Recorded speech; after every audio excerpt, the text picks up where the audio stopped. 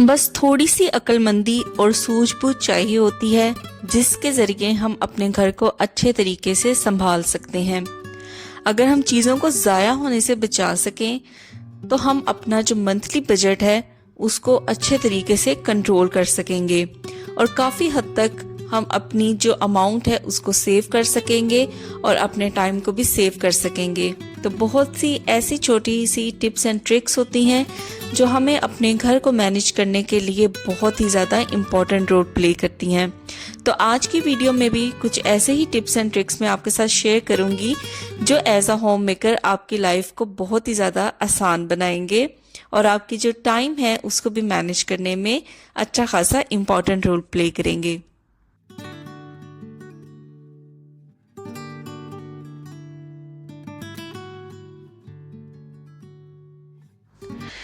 तो चलिए बात करते हैं यहाँ पे सब्ज इलायची को लेके। सब्ज इलायची यानी ग्रीन कार्डमम तो हम सभी के घरों में यूज होती है, चाहे हम उसे स्वीट डिशेस में यूज करें चाहे किसी भी खाने में हम यूज करें एज अ स्पाइस के तौर पे।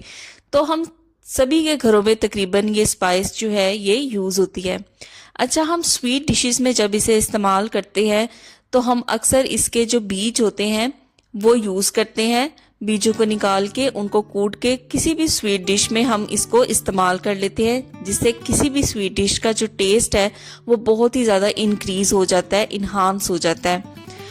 अब बात कर लेते हैं कि इसके छिलकों को लेके। देखें, इसके बीज तो हम यूज़ कर लेते हैं स्वीट डिशेस में, लेकिन अमूमन हम क्या करते हैं कि जो इसके छिलके होते हैं उनको हम डिस्कार्ड कर देते हैं और फेंक देते हैं।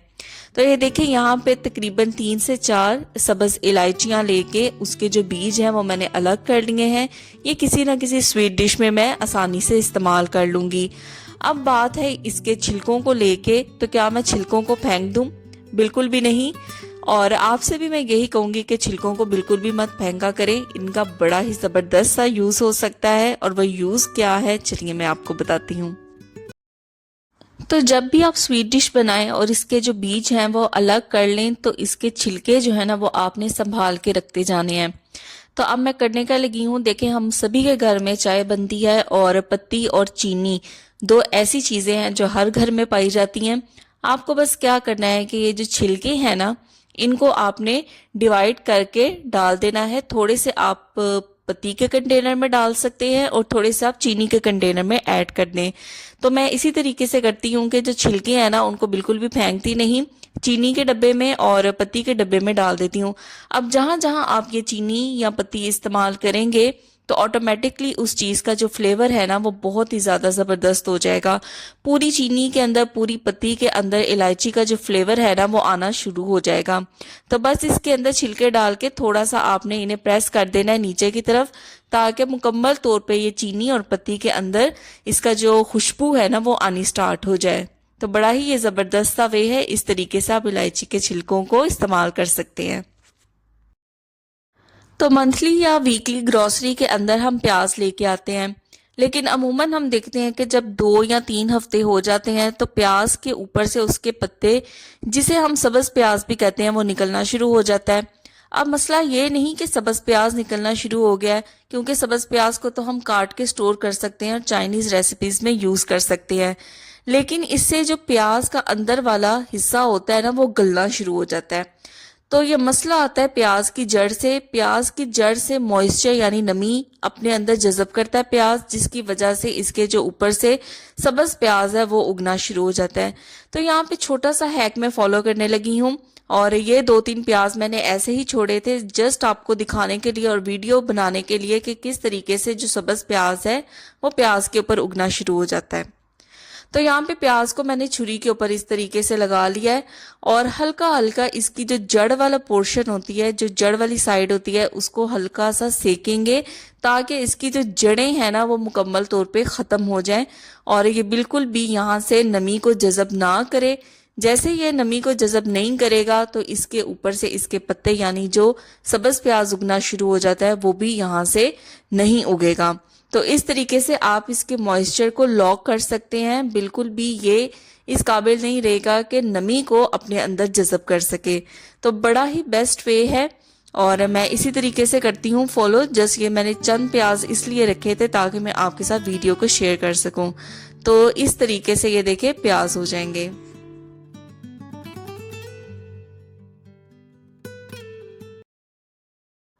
कुकिंग की ऐसी बहुत सी रेसिपीज होती हैं जिनके अंदर हमें जो प्याज है वो फाइनली चॉप्ड चाहिए।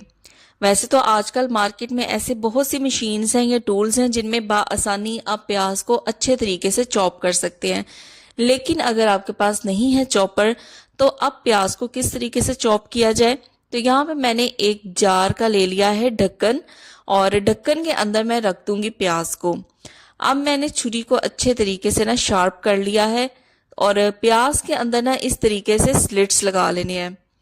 तो कंटेनर के ढक्कन में रखने का फायदा ये होगा कि मुकम्मल तौर पे प्याज जो है ना उसके एंड तक स्लिट नहीं लगेगा।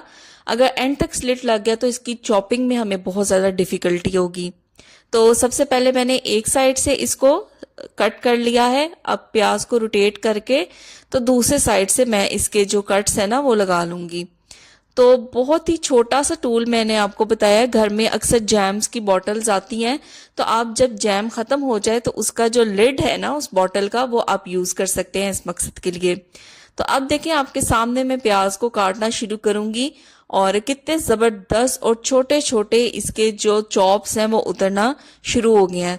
तो इस तरीके से प्याज को जबरदस्त तरीके से चॉप किया जा सकता है बगैर किसी मशीन के, बगैर किसी टूल के।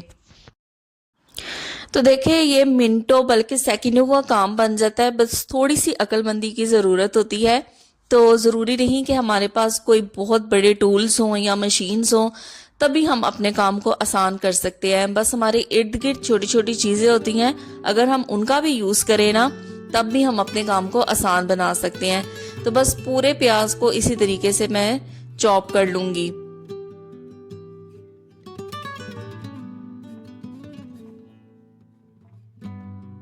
तो बस एक दफा फिर मैं आपको करके दिखा देती हूँ कि मैंने यहाँ पे लिड का जो है किसी भी जैम की बोतल का लिड ले लिया है। इस तरीके से पहले प्याज के अंदर लंबे लंबे से इसके स्लिट्स लगाऊंगी एक साइड पे इसको रख के, और फिर देखेंगे एक साइड से इसके मैंने स्लिट्स लगा लिए। अब इसको मैं इस तरीके से रोटेट करूंगी और दूसरी साइड पे भी इसके स्लिट्स लगाऊंगी। तो आपके सामने ही देखे मैंने कितना ज्यादा प्याज जो है वो थोड़े ही टाइम में चॉप कर लिया है। तो ये बहुत ही आसानी है हाउसवाइफ्स के लिए जब आपको बहुत ज्यादा कुकिंग इस तरह की करनी पड़े जिसके अंदर चॉप्ड प्याज यूज होते हैं। और अगर आपके पास मशीन नहीं है तो ये देखिए आपका काम कितना ज्यादा आसान हो गया है सिर्फ इस लिड की वजह से। तो अब इसे आप आसानी से अपनी कुकिंग के अंदर यूज कर सकते हैं। तो आज ना मैं बना रही थी कोफ्ते और अंडे। तो प्याज जो है वो मैंने फ्राई होने के लिए रख दिए हैं। अब इसके अंदर मैं डालने जा रही हूँ कुछ खड़े मसाले, जैसे कि दालचीनी हो गई, बड़ी इलायची, जीरा और काली मिर्च।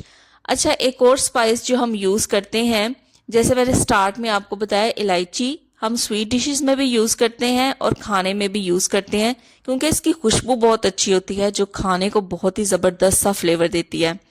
तो एक टिप जो यहाँ पे मैं शेयर करूंगी जो मैं भी फॉलो करती हूँ वो ये है कि जब भी सब्ज इलायची को खाने के अंदर आप डालें तो इसके बीज निकाल के ना डालें, क्योंकि जाहिर है जब वो मुंह में आएंगे तो पूरे खाने का जायका खराब हो जाएगा। लेकिन अगर आप इसे मुकम्मल तौर पे बंद करके डालेंगे खाने के अंदर तो इसका फ्लेवर ही नहीं आएगा। तो हाथ से ही आपने बस छोटा सा स्लिट लगाना है और फिर इलायची को आपने खाने के अंदर इस्तेमाल करना है। छोटे से स्लिट से एक तो इसके जो बीज हैं वो भी बाहर नहीं निकलेंगे और जो इलायची का फ्लेवर है वो भी आपके खाने के अंदर मुकम्मल तौर पर शामिल हो जाएगा। तो इस तरीके से इलायची को खाने में इस्तेमाल करें। तो चलिए, खाना जो मैं बना रही हूँ अब मैं बना लेती हूँ उसकी ग्रेवी, उसके अंदर पानी ऐड करके। तो पानी मैं कोशिश करती हूँ कि केटल के अंदर ही गर्म करूँ। केटल के अंदर गर्म करने का एक फायदा तो ये होता है कि बहुत जल्दी जो है पानी वो गर्म हो जाता है बनिस्बत इसके कि अगर हम उसे चूल्हे के ऊपर गर्म करें। दूसरा, इसके अंदर ऑटोमेटिक एक स्विच होता है, जैसे ही पानी गर्म हो जाता है तो वो स्विच बंद हो जाता है जिसकी वजह से पानी उबल के बाहर आने का खदशा नहीं होता। अगर आपके पास केटल नहीं है तो अगर आप चूल्हे के ऊपर पानी को गर्म करें तो एक चीज का आपने ख्याल रखना है कि उसको अगर आप कवर कर देंगे तो पानी जो है वो जल्दी से गर्म हो जाएगा। तो इस तरह आप गैस की भी बचत कर सकते हैं और फौरी तौर पे केटल के अंदर पानी जो है वो गैस की निस्बत जल्दी गर्म हो जाता है। तो कोशिश करें कि आप केटल के अंदर पानी गर्म करके फिर खाने के अंदर इस्तेमाल करें, और खाने के अंदर आप ठंडा पानी इस्तेमाल करने से भी गुरेज करें, क्योंकि इससे जो है कुकिंग प्रोसेस वो स्लो हो जाता है। तो गर्म पानी इस्तेमाल करेंगे तो कुकिंग का जो प्रोसेस है वो भी फास्ट होगा, और केटल के अंदर पानी गर्म करेंगे तो जल्दी पानी भी गर्म होगा। देखिए, एज अ होम मेकर हमारा जो दिन का ज्यादातर हिस्सा है वो किचन के अंदर गुजरता है, और किचन में भी कटिंग और चॉपिंग हमें करनी पड़ती है। तो कटिंग और चॉपिंग करने के लिए अमूमन तो हमें यूज करना चाहिए कटिंग बोर्ड, जो कि बहुत ही बेनिफिशियल है। लेकिन अक्सर औकात क्या होता है कि कभी कभी जल्दी के अंदर हम कटिंग बोर्ड को यूज नहीं करना चाहते, और उसका नतीजा ये निकलता है कि हमारे जो थंब हैं वहां पे कट्स लगना स्टार्ट हो जाते हैं। तो इस तरीके की किचन सीजर्स मिलती हैं मार्केट में, जिनको आप यूज कर सकते हैं कटिंग के लिए। जैसे कि हरा धनिया हो गया, जैसे कि पुदीना हो गया, तो उसको कट करने के लिए आप यूज कर सकते हैं इन किचन सीजर्स का। अब ये किचन सीजर्स दूसरी सीजर्स की तरह नहीं होती जिनको आप यूज करते हैं घरों के दूसरे कामों के लिए। ये बिल्कुल आपको कटलरी सेट के साथ मिलती हैं, और इसे आप बेझिझक होके इस्तेमाल कर सकते हैं।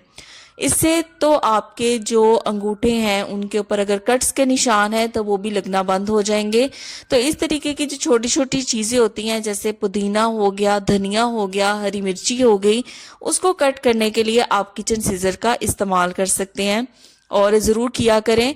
इसी तरीके से ये देखें, यहाँ पे मैंने ले लिया हरी मिर्ची, और हरी मिर्ची को भी मैं इससे ही कट करूंगी। एक तो हरी मिर्च को किचन सीजन से जो कट करने का फायदा ये भी है कि एक तो इसकी कटिंग आसान हो जाती है, और दूसरा ये कि हरी मिर्चों को काटते हुए हाथों के ऊपर जो जलन होती है वो भी नहीं होगी। तो सारा काम इस किचन सीजर ने करना है, आपने बेफिक्र होके इसको बस इस्तेमाल करना है। तो गार्निशिंग के लिए हम जितनी भी यूज करते हैं चीजें, जैसे अदरक है, धनिया है, पुदीना है या हरी मिर्च है, तो उसको आप कट करने के लिए ना किचन सीजर का इस्तेमाल कर सकते हैं। तो देखा, इस तरीके से कुछ टिप्स एंड ट्रिक्स को फॉलो करके एक होम मेकर अपने घर को मैनेज कर सकती है, अपने लिए टाइम निकाल सकती है, अपने बजट को मेंटेन कर सकती है, और इसी तरीके से अपने घर को भी संवार के रख सकती है। तो ये थी मेरी आज की वीडियो। यहाँ पे चलिए वीडियो को एंड करते हैं, फिर मिलूंगी आपसे कुछ अमेजिंग से टिप्स एंड ट्रिक्स के साथ। और अगर आपको वीडियो पसंद आई है तो वीडियो को लाइक करें, शेयर करें, कमेंट करें, और चैनल पे नए हैं तो चैनल को जरूर सब्सक्राइब करके जाइएगा, ताकि मेरे साथ आपकी एक फैमिली बन जाए और मजीद अच्छी अच्छी वीडियोस आप तक जरूर पहुंचे। फिर मिलूंगी, till then take care, bye bye.